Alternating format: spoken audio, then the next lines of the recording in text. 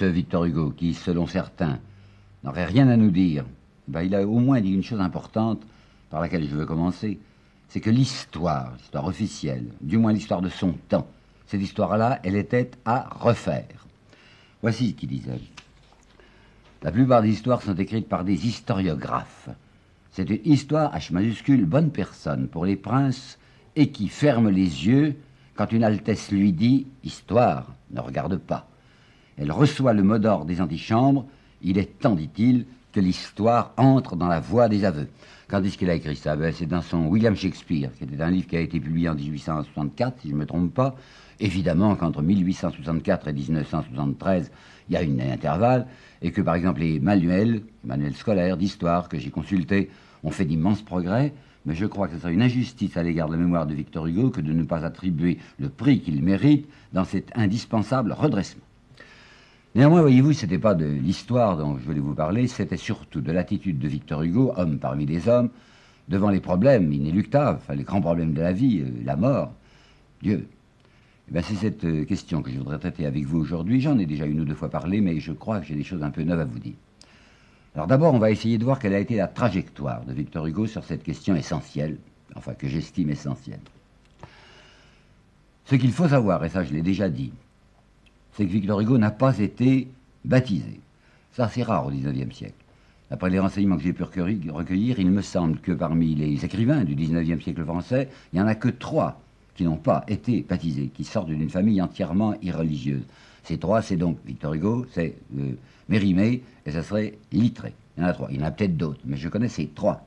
Et je souligne le fait qu'au XIXe siècle, il était extrêmement rare qu'en France, on ne fasse pas automatiquement baptiser un gosse. Alors, ce qu'il faut savoir, c'est que si le père de Victor Hugo, qui était un soldat républicain, était parfaitement agnostique, sa mère dont il a dit plusieurs fois, ma mère qui était une Vendéenne, il l'a fait prendre même un peu pour une chouane, ce qui n'était pas vrai du reste, sa mère était aussi voltairienne que son père. Sa mère détestait les ecclésiastiques. Elle avait été trop contente d'épouser quelqu'un qui lui aussi était décidé à ce que les enfants échappent à ce que Voltaire appellera la greffe chrétienne. Donc, notre Victor Hugo n'a jamais subi d'influence ecclésiastique. Il n'a pas fait de catéchisme, il n'a pas fait de première communion, il n'a jamais été dans des écoles de curés, jamais. Alors, comment fait-il pour faire son mariage religieux? Parce que quand à 20 ans juste, en 1822, il se marie, on ne pouvait pas se marier autrement qu'à l'église en 1822, comment il a fait? Ben, il s'est arrangé avec Lamennais. Je ne pense pas que Lamennais ait manqué de conscience. Je crois que Victor Hugo lui a simplement raconté une histoire en disant, écoutez, moi mon père a eu, officier, a eu tellement de déplacements de garnison qu'il ne se rappelle plus, il ne se rappelle vraiment plus à quel endroit il m'a fait baptiser. Il était né à Besançon, lui, le petit Victor Hugo, mais le père a été envoyé dans diverses garnisons. Alors le père s'est arrangé pour faire une déclaration qui a suffi à l'église, disant « J'atteste que mon fils a été baptisé par mes soins, mais je ne sais pas où ça s'est passé. » C'est passé comme ça et le mariage religieux de Victor Hugo s'est effectué.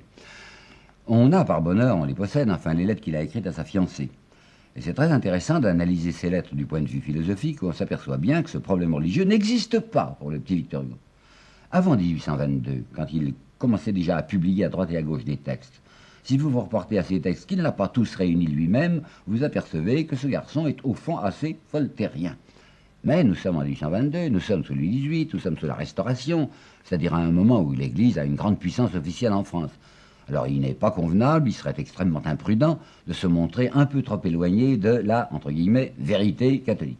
Alors Victor Hugo est prudent. Mais, comme c'est un jeune homme très attentif à ce qui se passe autour de lui, et qui s'aperçoit très vite que le mouvement des esprits sous la Restauration, le mouvement de la jeune France, enfin, ceux qu'on appellera les Bousingots ou encore les jeunes France, eh ben, la plupart des jeunes gens autour de lui, les intellectuels parisiens par exemple, s'écartent de plus en plus du christianisme, du catholicisme. C'est le moment où on voit se multiplier les défections même. Pensez que Lamennais, le grand convertisseur Lamennais, celui qui avait écrit l'essai sur l'indifférence en matière religieuse en 1817, va lui aussi bientôt quitter l'Église. La première fois que Michelet va publier quelque chose, c'est une introduction à l'histoire universelle, il dira clairement le christianisme c'est une affaire dépassée. Et bien ça correspond tellement bien à la pensée de Victor Hugo qu'il entre dans ce mouvement avec satisfaction en disant tiens, autour de moi on pense comme moi, et même au moment de la révolution de juillet 1830, vous savez quand Louis-Philippe vient sur le trône, il y a une poussée violente, une violente poussée en France d'anticléricalisme qui tenait du reste à l'extraordinaire cléricalisme de la Restauration sous Charles X, et Victor Hugo est à la pointe de cette violence anticléricale. Dans son roman Notre-Dame de Paris, il y avait un chapitre qu'il avait rédigé, mais qu'il n'a pas osé publier tout de même, ça lui paraissait un peu raide, dans la première édition. Il l'a mis dans une édition suivante.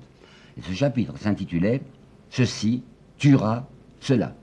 Et ceci, c'était quoi? C'était l'imprimerie, c'est-à-dire la diffusion de l'esprit, et cela, c'était le christianisme, c'était le catholicisme en tout cas. Donc Victor Hugo, de la manière la plus simple, la plus loyale, la plus directe, disait « La pensée philosophique, diffusée par l'imprimerie, tuera la superstition religieuse ». Bon. Les années passent, il y a un Victor Hugo devant nous assez ambitieux, enfin qui a envie de faire de l'argent et de faire la gloire, un Victor Hugo qui tente 3 fois, et qui a réussi la 4e fois, d'entrer à l'Académie française. Il est tout de même bon à ce moment-là, sous Louis-Philippe, de ne pas paraître un esprit trop avancé. Alors vous avez, sous Louis-Philippe, ce grand bourgeois de Victor Hugo qui s'établit dans une position, quels sont les mots les plus justes que je pourrais dire, une position d'éloignement respectueux à l'égard de l'Église catholique, ou encore une espèce d'indulgence protectrice, si vous voulez. Bien sûr qu'un esprit libre comme lui ne va pas aller à la messe, mais comme c'est un grand bourgeois et qu'à ce moment-là, la bourgeoisie tient à ce que les enfants soient élevés dans la religion catholique, ce Hugo qui n'a pas fait de première communion tient à ce que ses enfants fassent la première communion. Et même en 1842, je crois, oui, lorsque sa fille Léopoldine, sa fille aînée, fait sa première communion, il se conduit comme un grand notable, comme un bourgeois bien élevé, et pour célébrer la première communion de sa fille, il va faire un cadeau de 2 bénitiers, vous savez, des bénitiers en forme de coquille, qu'il va donner à sa paroisse. J'ose pas dire paroisse, puisqu'il ne mettait pas les pieds à l'église. Enfin, sa paroisse, c'est des Saint-Paul. Alors, il y a encore aujourd'hui, je ne l'ai pas vu, mais on m'a dit, qu'aujourd'hui, dans l'église Saint-Paul, c'est-à-dire au quartier Saint-Antoine, 2 admirables bénitiers qui sont dons de M. Victor Hugo, 1842, à cause de la première communion de sa fille. Bon, ça, 1842, hein. Nous arrivons à 1848. Dans mon premier exposé, je vous avais indiqué qu'en 1848, Victor Hugo a reçu un assez gros choc, étant donné ce qui s'était passé nationalement, enfin socialement, c'est-à-dire la révolution de juin. Lorsque les affamés, les faubourgs se sont soulevés, Victor Hugo, qui venait d'être élu député du reste, si vous voulez, par raccro, parce qu'il avait échoué aux élections du 23 avril, mais il y avait des élections complémentaires, si bien qu'il avait été élu tout de même le 4 juin 1848, Hugo est du bon côté, c'est-à-dire du côté de l'ordre, et il va participer à la répression de l'insurrection, non pas communiste, non certes pas, l'insurrection d'affamés du mois de juin. Mais cette insurrection a fait beaucoup réfléchir. C'est enfin ces gens, on nous dit c'est des communistes, c'est un mot qui était déjà à la mode, des communistes et des anarchistes. Ça l'avait beaucoup frappé de penser que ces ouvriers anarchistes et communistes s'étaient simplement fermés chez eux, barricadés chez eux, dans leur quartier de la misère, mais qu'à aucun moment ils n'avaient essayé de se précipiter sur les quartiers bourgeois pour les livrer au pillage, pas du tout. Il s'est dit, mais c'est des drôles de révolutionnaires, ça fait qu'est-ce qu'on leur a fait? Alors, peu à peu, il avait fini par comprendre. Il avait écrit ce mot qui me frappe beaucoup, on a réduit l'insurrection de juin, ça y est, les gens sont tranquilles, mais c'est une drôle de méthode que de régler la question par l'écrasement du problème. Ça avait été ça, hein. On les avait écrasés à la mitraille, ces ouvriers, mais s'ils s'étaient révoltés, c'est peut-être qu'ils avaient des raisons, parce qu'ils étaient des souffrants, des asphyxiés. Alors, vous vous rappelez l'indignation que je vous ai racontée la dernière fois, lorsqu'il a vu, Victor Hugo, que les députés conservateurs ne voulaient même pas accepter le plan d'assistance. Je vous rappelle, ce n'était pas un plan de réforme de structure, un plan d'assistance pour essayer de panser les plaies sociales. Et ce qui l'avait bouleversé du point de vue qui nous regarde maintenant, c'est qu'il s'était aperçu que ces députés conservateurs dont il faisait partie, et qui pour les 3/4, disons, se déclaraient au moins officiellement des chrétiens, étaient absolument indifférents à la misère des autres, et qu'il n'avait qu'une seule préoccupation, c'est de se procurer un régime de force, un régime de police et d'armée qui fasse tenir tranquilles les misérables. Là, il commençait à se dire, Victor Hugo, mais c'est des drôles de chrétiens, enfin, puisque ces gens-là n'ont aucune pitié, simple pitié humaine. Je ne parle même pas de leur christianisme, mais une pitié humaine pour ceux qui vivent dans une condition d'asphyxie, bah, ils y croient bien peu. Enfin, il va essayer de faire une distinction entre les cléricaux, entre guillemets, et les catholiques. En particulier au point de vue de la nouvelle loi d'enseignement que M. de Falloux voulait faire voter. Falloux, c'était une des têtes de l'extrême droite, catholique bien entendu. M. de Falloux disait à peu près ceci. La société a été menacée par une insurrection. Bien entendu, nous avons fait tenir tranquille, quoi. Maintenant, il y a eu une saignée qui va ôter pour un certain nombre d'années aux prolétaires le goût des revendications. Mais quand on est intelligent, il ne faut pas penser à l'avenir immédiat, il faut penser à l'avenir un peu plus lointain. Ben, l'avenir un peu plus lointain, c'est les gosses. Il ne faut pas que les enfants des pauvres soient élevés dans de mauvaises doctrines. Alors, quand on veut agir sur la jeunesse, qu'est-ce qu'on fait? On fait une loi d'enseignement. Alors, M. de Falloux va faire une loi d'enseignement telle que tous les enfants français, en particulier surtout les enfants des pauvres, leur éducation sera remise entre des mains ecclésiastiques. Mais, à cette condition absolue, que le clergé fasse son devoir. Et quel est le devoir du clergé, selon ces bien-pensants? C'est avant tout que le clergé apprenne aux pauvres la résignation. Que le clergé leur dise, entendu, oh, évidemment, vous êtes dans des situations un peu difficiles, mais vous savez, justement, plus on souffre sur cette terre, plus on est récompensé dans l'au-delà. Voilà ce que, dans la pensée des bien-pensants, le clergé doit enseigner. Ça a été un scandale, vous savez, cette histoire de la loi Falloux. Je pense qu'un homme comme Lamartine, un homme comme Lamennais aussi, ont voté contre la loi Falloux. Parce que ce qui était parfaitement ridicule et vraiment indigne, c'est la ruée des voltairiens dans la direction de cette loi. Des gens qui n'y croyaient pas, des gens qui se moquaient de l'Église, des gens qui disaient « Oh, le Christ, c'est des blagues ». Eh bien, ces gens étaient tout prêts à devenir des cléricaux, un cléricalisme sans Dieu, si vous voulez, afin que les imbéciles y croient et préparent des générations de résignés. Un homme qui était très sérieux, qui était Ozanam, qui était un jeune homme, qui était déjà à la Sorbonne, il était professeur, je crois, de littérature comparée, et lui, c'était un catholique pour de bon, enfin un vrai chrétien. Ozanam disait, dans une lettre, « Il n'est aujourd'hui voltairien, affligé de 50 000 livres de rente, qui ne veuille envoyer tout le monde à l'église, à condition de n'y pas mettre personnellement les pieds. » Je voudrais vous apporter encore un détail trop peu connu, et qui est très éclairant là-dessus. Vigny, on en a déjà parlé allusivement. Vigny, vous le savez, il était agnostique, puisqu'il déclarait « le juste », J majuscule, opposera le dédain à l'absence de Dieu, et ne répondra plus que par un froid silence au silence éternel de la divinité. Bon, c'est clair, c'est un agnostique, il a parfaitement le droit de l'être. Mais ce qui me paraît invraisemblable et vraiment repoussant, c'est ce qu'a fait M. de Vigny en 1849, si je ne me trompe pas.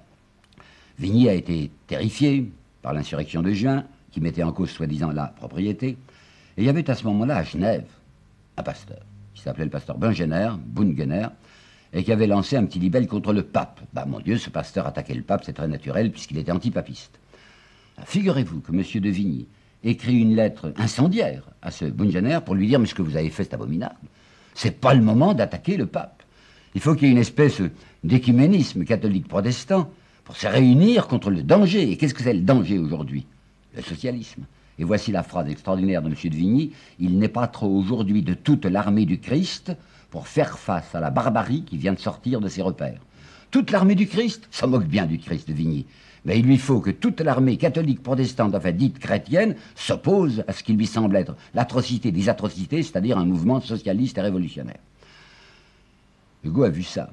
Ça l'a pas mal écœuré. Alors je viens de vous dire, il a essayé de distinguer entre les cléricaux et l'Église. Et le 15 janvier 1850, au moment où l'on discutait cette fameuse loi Falloux, qui, je vous le répète, devait mettre l'enseignement de l'État sous la coupe de l'Église, Victor Hugo avait prononcé les paroles que voici. J'étais tourné du côté de ses ex-amis conservateurs, et il leur avait dit « Ah, je ne vous confonds pas avec l'Église. Vous êtes les parasites de l'Église, vous êtes la maladie de l'Église. Ne l'appelez pas votre mère pour faire d'elle votre servante. Vous vous faites si peu aimer que vous finirez par la faire haïr. » C'était vraiment des paroles prophétiques. Hein. Là, vous voyez qu'en 1850, Victor Hugo essaye encore de distinguer ceux qui abusent de l'Église et l'Église elle-même. Mais cette position intermédiaire, et pour ma part juste, il ne pourra pas s'y maintenir, après le coup d'État du 2 décembre 1951. J'en ai déjà parlé une ou deux fois, de ce coup d'État, mais il faudrait que je vous rende sensible à ce qui s'est passé. Je vous ai rappelé que le président de la République avait fait un serment devant Dieu de respecter la Constitution républicaine. Je vous ai dit que ce président de la République, par jure, avait essayé d'assassiner, enfin d'étrangler dans un coup de force la République le 2 décembre 1851. Comme il s'était aperçu que l'opinion publique marchait plus ou moins et que son coup d'État ne réussissait pas, le 3 décembre, il avait, non pas peut-être ordonné, mais il avait permis que les troupes tirent sur la population de Paris. Ça s'était passé sur les grands boulevards, un carnage par conséquent, et il s'était imposé par la terreur et par l'épouvante, puisqu'il ne pouvait pas s'imposer autrement. Eh bien, cette chose atroce, qui fait qu'un homme imposait sa volonté à la nation par un moyen de parjure et par un moyen sanglant, enfin cet homme qui était à la fois un parjure et un assassin, savez-vous ce que Victor Hugo a vu, avec un coup au cœur? Il a vu spontanément l'archevêque de Paris, le 1er janvier 1852, chanter à Notre-Dame un Te Deum en l'honneur de cet homme qui avait fait un crime. Alors cette fois, il n'y avait plus moyen de distinguer les bien-pensants, les cléricaux, les députés soi-disant conservateurs et l'Église. puisque c'était l'archevêque de Paris lui-même qui se mettait à bénir un criminel. Alors c'est fini, hein, la distinction de Victor Hugo. Complètement fini. Il est désormais irréconciliable à l'égard de l'Église catholique. Quelle va être sa position maintenant? Eh bien, vous savez, il s'est mis à réfléchir beaucoup. Il a écrit un petit livre qui s'appelle Napoléon le Petit en 1852. Et dans ce petit livre, il va poser la question fondamentale. D'abord, il accuse, dans un texte que je vais vous lire, parce qu'il est peu connu et il est plein de saveur, il accuse tous les catholiques français de s'être ralliés à ce coup d'État abominable. Et avec ce côté d'humour un peu grinçant qui était parfois le sien, il écrit ceci. Le coup d'État a pour lui, messieurs les cardinaux, messieurs les archevêques, messieurs les évêques, messieurs les chanoines, messieurs les curés, messieurs les vicaires, messieurs les archidiacres, diacres et sous-diacres, messieurs les marguilliers, messieurs les sacristains, messieurs les bedeaux, messieurs les Suisses de paroisse, et les hommes religieux, comme on dit, race précieuse, ancienne, mais fort accrue depuis les terreurs propriétaires de 1848, lesquels, écoutez bien, lesquels prient en ces termes, « Ô mon Dieu, faites hausser mes actions de lion.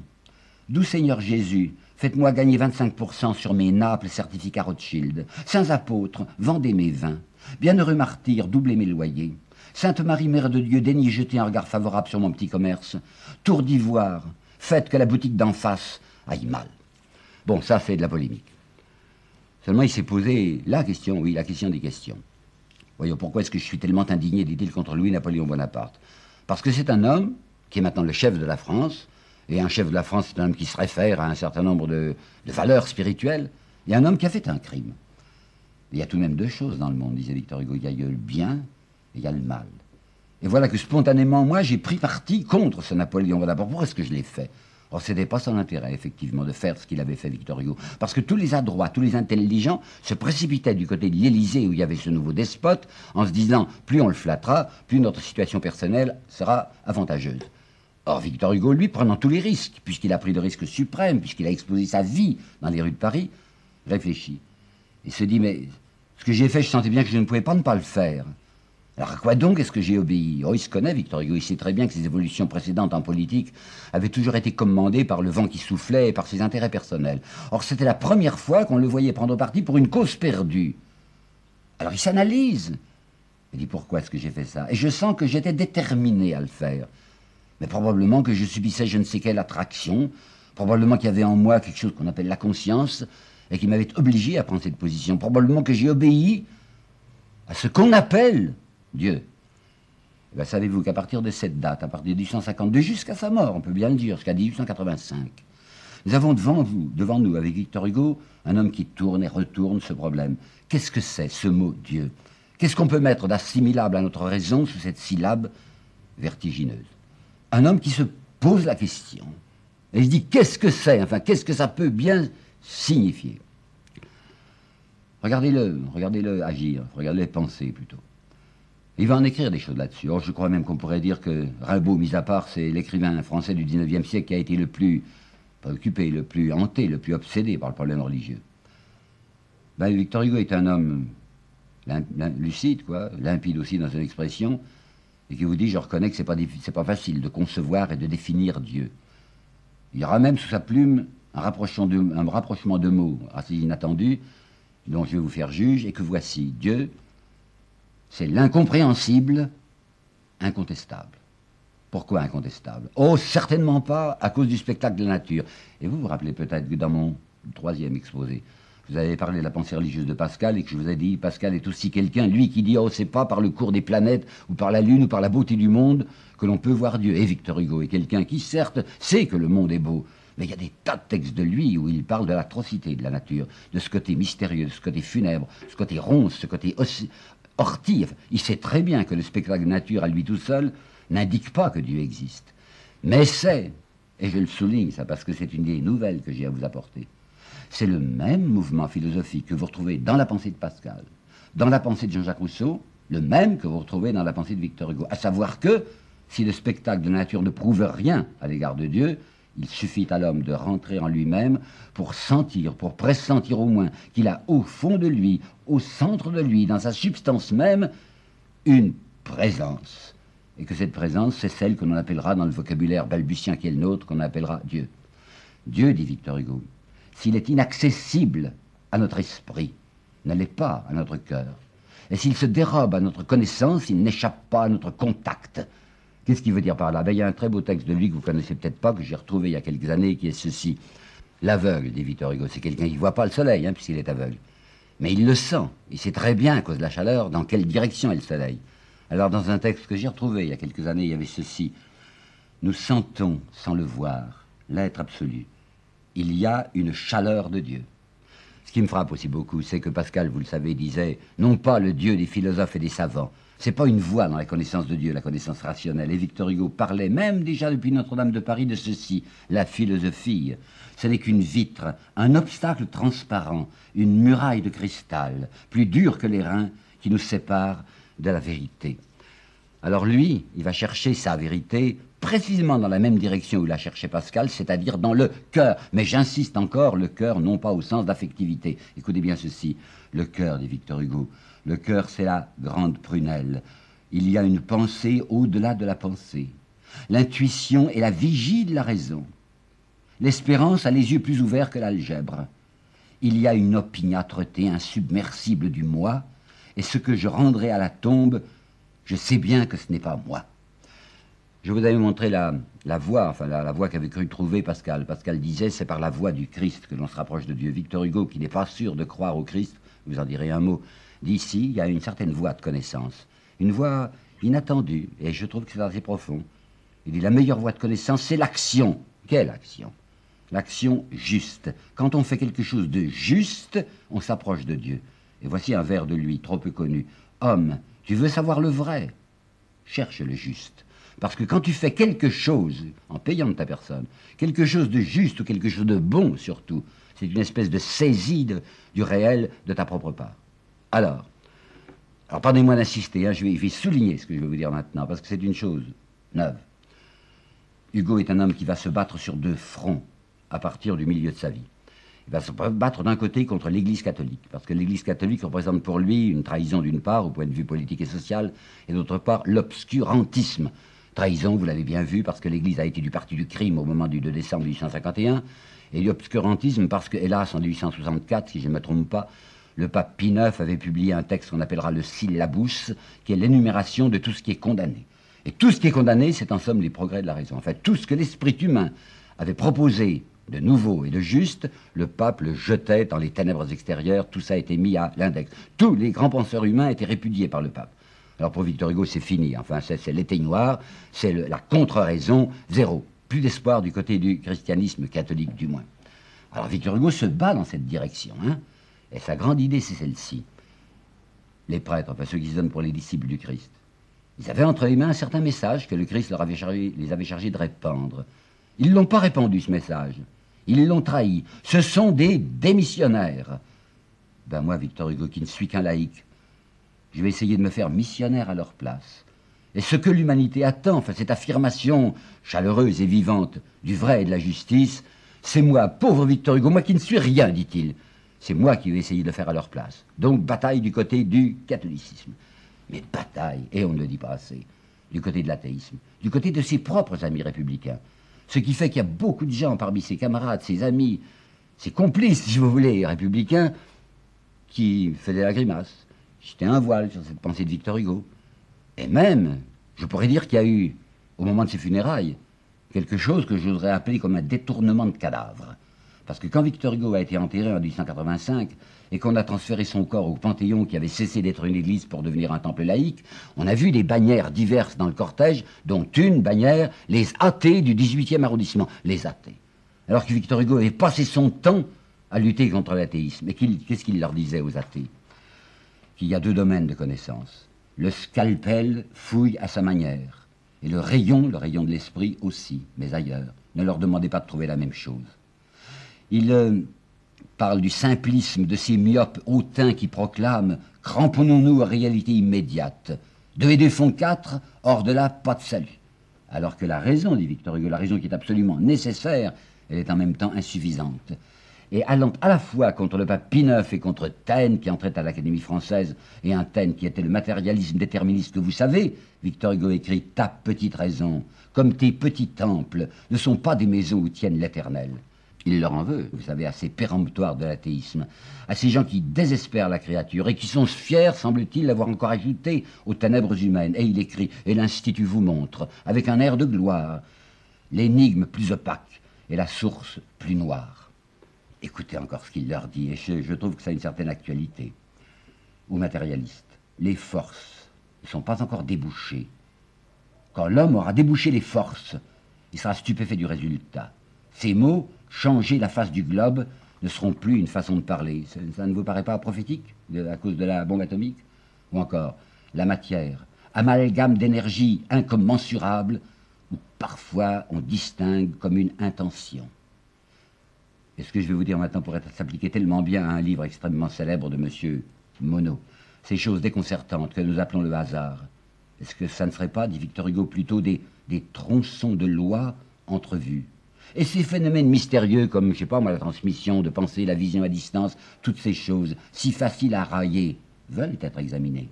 On a vite fait de dire c'est puéril. Ce qui est puéril, écrit Victor Hugo, c'est de se figurer qu'en se bandant les yeux devant l'inconnu, on supprime l'inconnu. Misère, dit-il, misère d'un certain esprit scientifique ou scientiste qui n'est pas moins étroit que l'obscurantisme religieux. Texte, l'erreur fait peau neuve, simplement. Elle était fétichiste, elle devient idolâtre.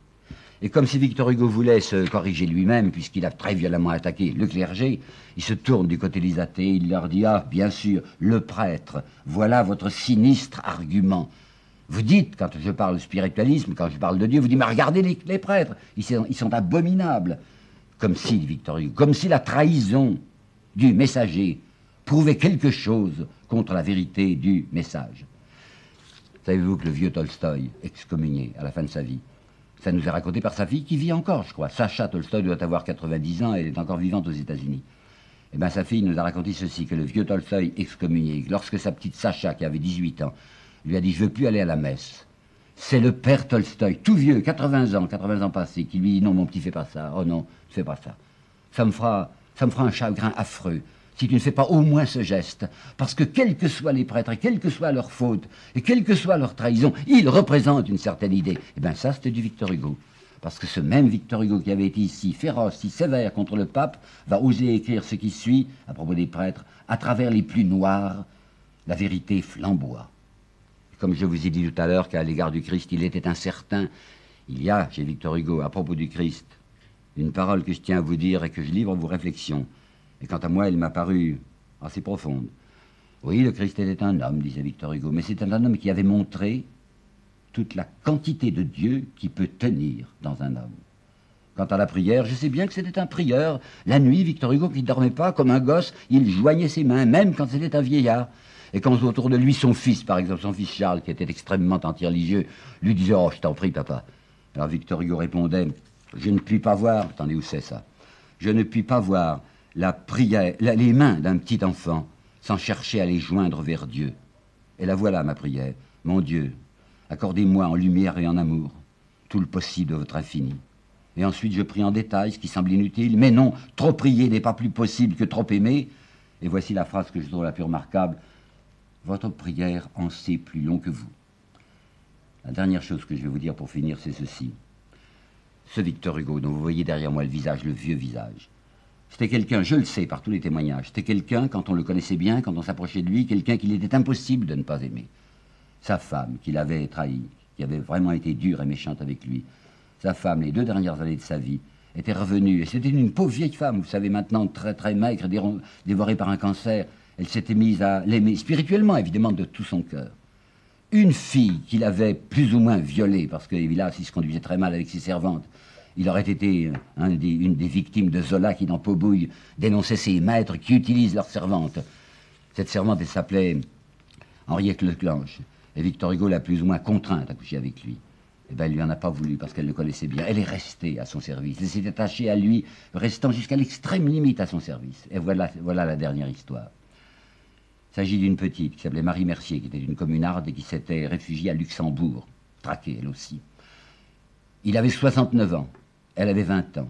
Elle était devenue sa maîtresse, quelques mois. Les années ont passé. Nous sommes maintenant vers 1905-1906. On a repéré, des journalistes ont repéré que cette Marie Mercier, ancienne maîtresse de Victor Hugo, tenait un petit kiosque de journaux sur les Champs-Élysées. Alors les journalistes sont allés interviewer cette fille, lui dit, écoutez, il paraît que vous avez été bien avec Victor Hugo autrefois, racontez-nous quelque chose. Cette pauvre grosse femme dit, écoutez, fichez-moi la paix, ça vous regarde pas. Et puis comme les journalistes qui sont insupportables lui disent, enfin, parlez-nous, dites-nous quelque chose. Alors est-ce qu'elle risquait, cette fille? Et elle a dit, c'est vrai, oui, c'est vrai, j'ai été la maîtresse de Victor Hugo, mais vous savez, on ne faisait pas tout le temps ce que vous pensez. Il me parlait, Victor Hugo. Il me parlait de la justice, il me parlait de la République. Il me parlait du bon Dieu.